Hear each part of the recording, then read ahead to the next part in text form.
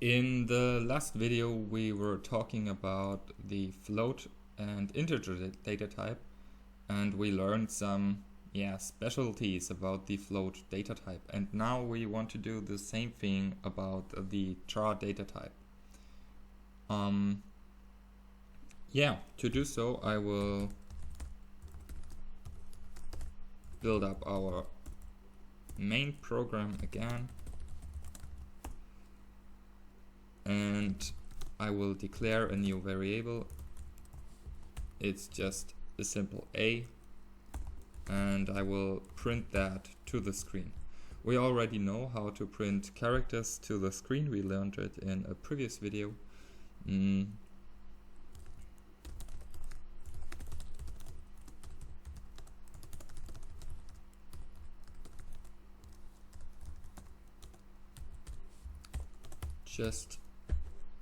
It's just the C format here in printf, and I want to execute this program.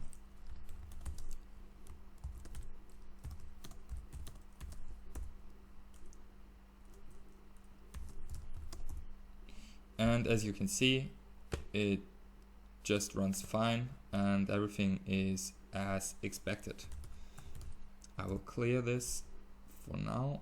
And the special thing is that every character in C is represented by an integer value. So what we actually can do this, and this value will just be a whole number. It will just print out to the screen as 65. This may differ on your system. On my system it's 65, and it will always be 65 on my system. This means that we can go here. Before I do it, I will show you something.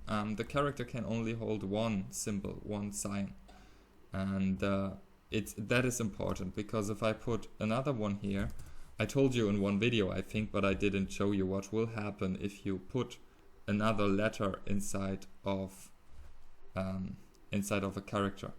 What will happen is you will get an error message and it will not let you compile the whole program, so you can't execute it at all.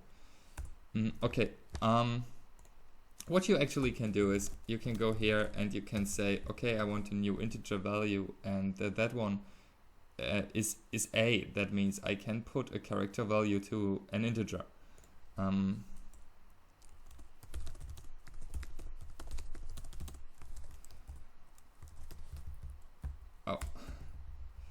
So that is just some kind of internal representation of our character A. And this program, of course, it will just run fine. And what's interesting now is we can go here and we can create another character, let's say B, and we can say B equals to x plus 1. We can just calculate it here. This is now 66, so what we expect is a big B, and we will get a big B.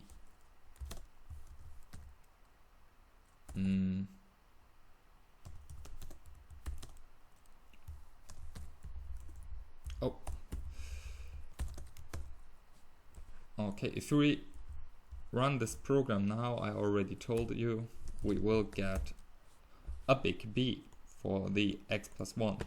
So whenever you work with character data type, keep in mind that this value has an integer representation. We can just write integer x equals a, and we get a predictable result. We could also go here and write 65, and the b would still work. One problem is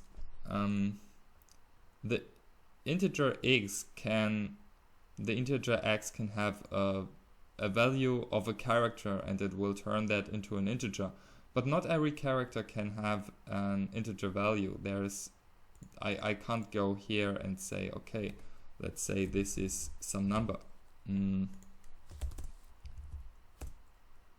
that will go wrong. So every character can be inside of an integer value, but not every integer can be inside of a character. These things are something that you should keep in mind whenever you work with characters, and we will work a lot with characters in the upcoming videos. So see you then.